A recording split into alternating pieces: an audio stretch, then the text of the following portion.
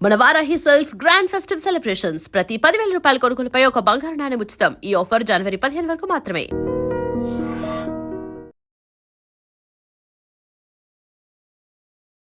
Hi hello నమస్తే welcome back to iDream media. ఈరోజు market ఎలా ఉంది, అంతేకాకుండా ఈ మార్కెట్ ఏం సూచిస్తుంది, ముఖ్యంగా మార్కెట్ ఏ వైపు నడుస్తుంది అని చెప్పొచ్చు.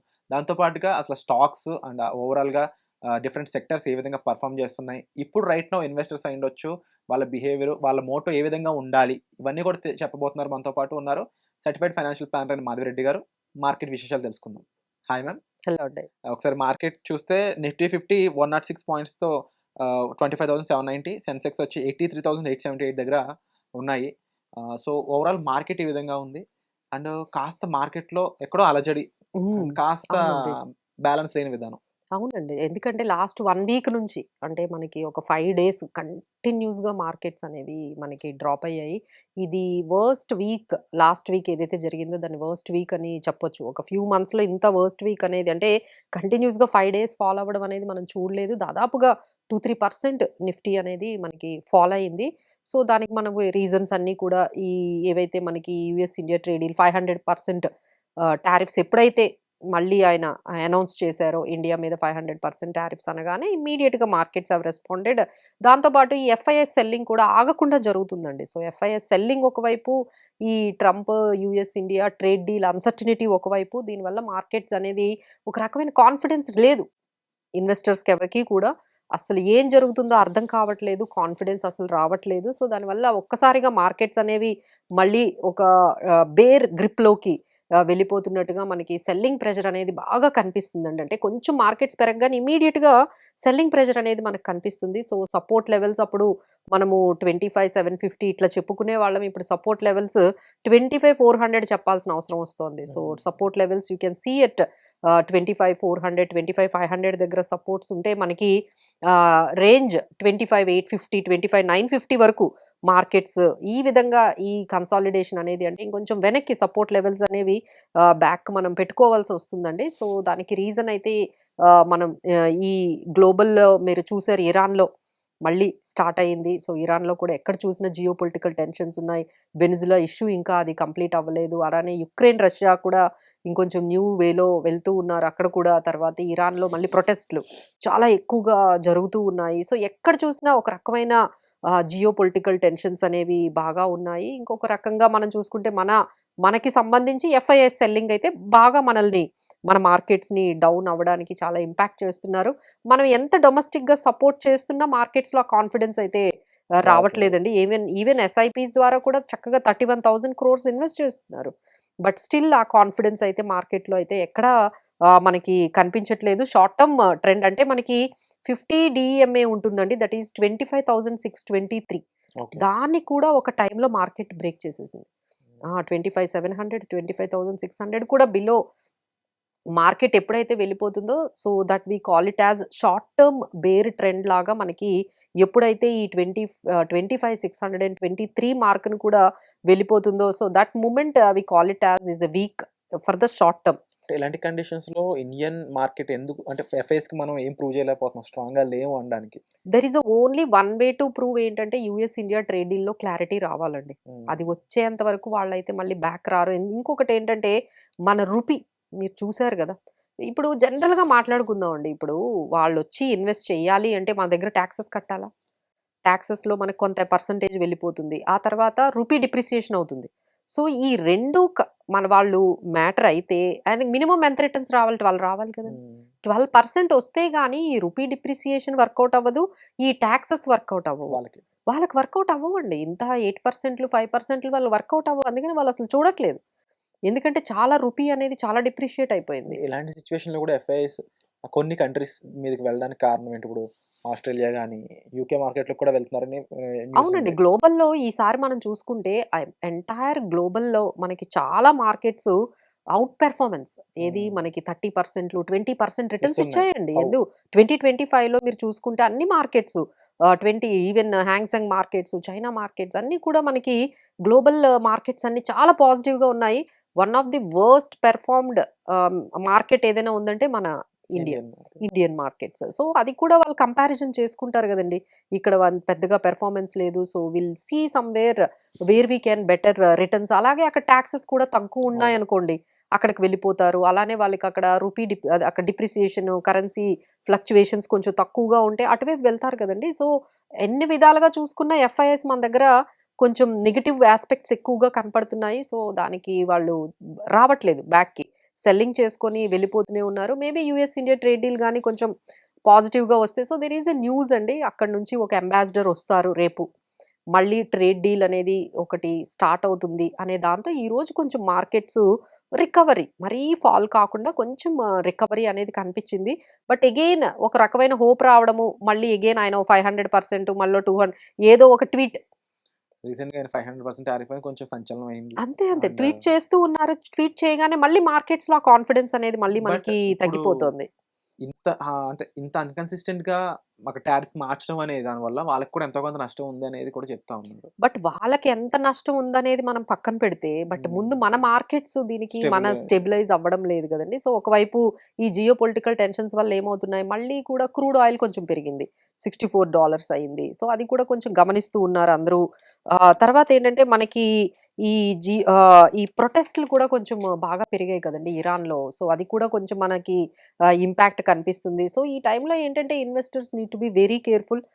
ఏ విధంగా మారుతూ ఉన్నాయి. తర్వాత ఇప్పుడు ఎస్పెషల్లీ అందరూ చూడాల్సింది ఎఫ్ఐఐస్ కూడా చూస్తున్నదేంటంటే Q3 ఎర్నింగ్స్. మనల్ని మనము ఇండియాలో ఇప్పుడు మన మార్కెట్స్‌ని మనం ప్రూవ్ చేసుకోవాలంటే ఒక్కటే ఒక్క మార్గం ఎర్నింగ్స్. హ్మ్. ఎర్నింగ్స్ గాని మనం గట్టిగా చూపించగలిగితే ఏదైతే మనకి ఇదుందో అట్‌లీస్ట్ పెరగకపోయినా ఈ ఫాల్ అనేది ఆగుతుంది. At least if you don't reach at least 30,000 Nifty అవ్వకపోయినా మినిమమ్ మనం ఆ 26,000, 27,000 దగ్గరైనా మనం ఆగాలి అంటే మనం ఒక్కటే ఒక్క మార్కెట్స్‌కున్న ఒక్కటే వే ఏంటంటే Q3 ఎర్నింగ్స్ అండి. ఈరోజు కూడా డీమార్ట్ అయితే కొంచెం మంచి రిజల్ట్సే మనకి కనిపించింది. అది నిన్న 10థ్ జాన్యువరి నుంచి మనకి రిటర్న్స్ Q3 ఎర్నింగ్స్ స్టార్ట్ అయ్యాయి. అలానే మనకి 12థ్ జాన్ అంటే ఈరోజు టీసీఎస్, హెచ్‌సీఎల్ తర్వాత ఆనంద్ రాఠీ ఇవన్నీ కూడా పెద్ద పెద్ద కంపెనీస్ వస్తున్నాయి. అలానే రేపైతే అంటే 13థ్ అంటే ICICI Lombard, ICICI Pru, Tata Elxsi, just dial తర్వాత 14థ్ ఇన్ఫోసిస్, హెచ్‌డీఎఫ్‌సి తర్వాత ఆనంద్ రాఠీ షేర్ బ్రోకింగ్, 15థ్ HDFC life, Jio financials, MRPL, L and T technology ఇవేంటంటే మనకింక అంటే దిశానిర్దేశం ఒకటి రావాలి అంటే ఈ Q3 ఎర్నింగ్స్‌లోని ప్రూవ్ చేసుకోవాలండి. సో, మళ్ళీ Q3 ఎర్నింగ్స్‌లో ఏవైనా పెద్ద పెద్ద కంపెనీలు గాని, ఇప్పుడు టీసీఎస్ నుంచి కూడా మనకి న్యూస్ ఒస్తోంది. నెట్ ప్రాఫిట్ పడింది అని. So, immediately that will take it as negative కదండీ. సో, ఈ Q3 ఎర్నింగ్స్ గాని కొంచెం మనకి మంచి రిజల్ట్స్ గాని మేజర్ కంపెనీస్ లైక్ హెచ్‌డీఎఫ్‌సి గాని, లేకపోతే టీసీఎస్ ఇలా ఐటీ కంపెనీస్ కానీ, మేజర్ కంపెనీస్ అంటే బ్యాంకింగ్ ఈ తర్వాత మనకి ఆటోమొబైల్ ఇండస్ట్రీ నుంచి కార్పొరేట్ ఎర్నింగ్స్ గాని పర్ఫెక్ట్‌గా గాని వచ్చినట్లయితే అట్‌లీస్ట్ ఫాల్ అయినా ఆగుతుందండి. లేదు అంటే you can see some more market might reach 25, 400, 25, 200 కూడా కార్పొరేట్ ఎర్నింగ్స్ బాగోకపోతే వెళ్ళిపోయే అవకాశం కూడా మనకి ఉంది. సో, మరి ఇలాంటి టైంలో రిటైలర్స్ అండ్ ఇన్వెస్టర్స్ సంబంధించి ఏం చెప్తారు? వాళ్ళు ఎలా ఉండాలి? ఎలాంటి డెసిషన్స్ తీసుకోవాలి? యాహ్! సో, ఫస్ట్ మనం చెప్పేదేంటంటే అగ్రెసివ్ బయింగ్ గాని, హ్మ్. అగ్రెసివ్ సెల్లింగ్ కానీ, ఇలాంటి డెసిషన్స్ ఏవి కూడా అగ్రెసివ్‌గా చేయకూడదు. ఆ తర్వాతేంటంటే చాలా సెలెక్టివ్‌గా యావరేజ్ చేయాలండి. అంటే ఐ నో అందరి పోర్ట్‌ఫోలియోస్ ఇప్పటికే నెగెటివ్ చూపిస్తూ ఉన్నాయి. 20%, 30% ఒక్కొక్క స్టాక్‌లో ఇంకా వాటిల్లో రికవరీ అనేది కనిపించట్లేదు. ఎస్పెషల్లీ మిడ్ క్యాప్, స్మాల్ క్యాప్స్‌లో అయితే లార్జ్ క్యాప్స్ కన్నా ఎక్కువ బ్లీడింగ్ అనేది మనకి ఎక్కువగా మిడ్ క్యాప్, స్మాల్ క్యాప్స్‌లో జరుగుతుంది. సో, దేన్ని యావరేజ్ చేయాలి?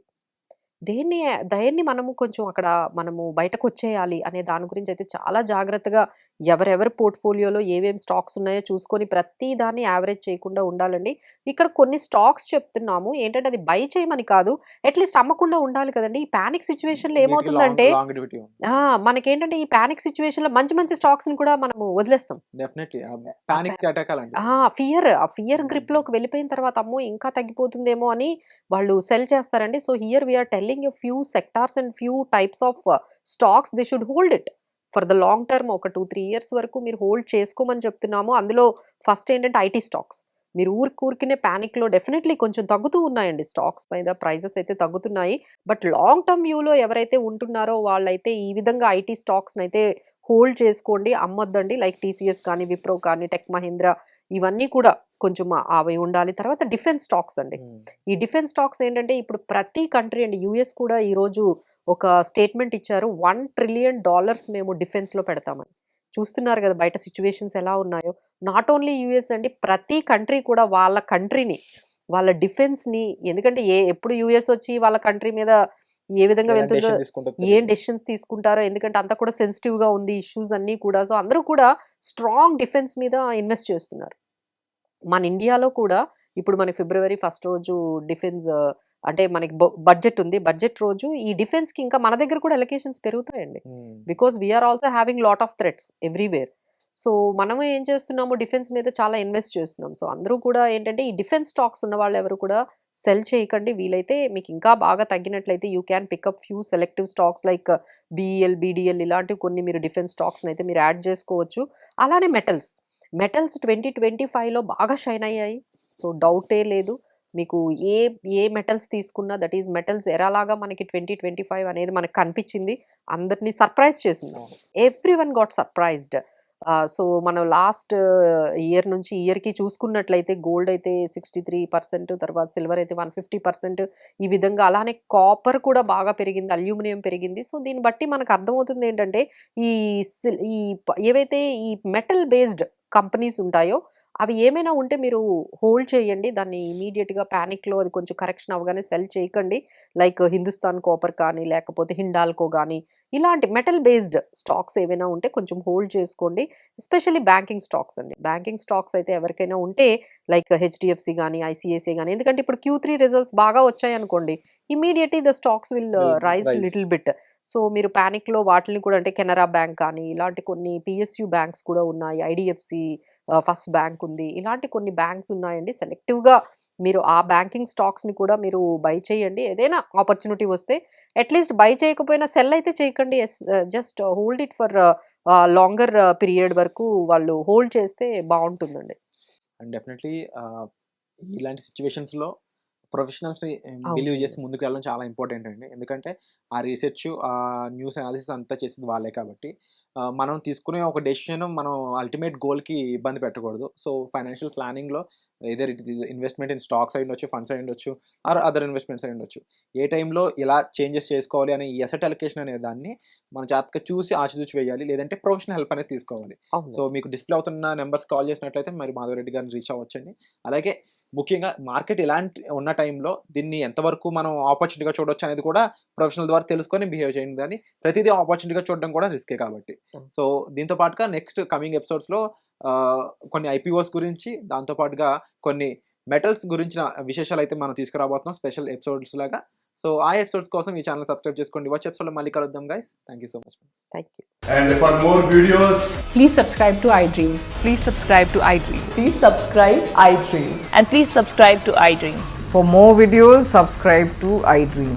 please like, share and subscribe to the channel. Congratulations, iDream. Subscribe to iDream. Subscribe to iDream. So subscribe to iDream Media. iDream ki iDream team andarki huge congratulations. Please subscribe iDream Media. Please subscribe to iDream. Subscribe iDream. Please subscribe to iDream. iDream అంటే నా కళల ఛానల్ను subscribe చేసుకున్న నోరు తిరుగుతలేదు, మీరైతే గంట గుర్తు కొట్టండి. For more such videos, please subscribe to iDream. Subscribe to iDream. Please subscribe to iDream. Please subscribe iDream Media. Please do subscribe to iDream. Please subscribe to iDream Media. For best entertainment and information, please subscribe iDream. And don't forget to subscribe to iDream.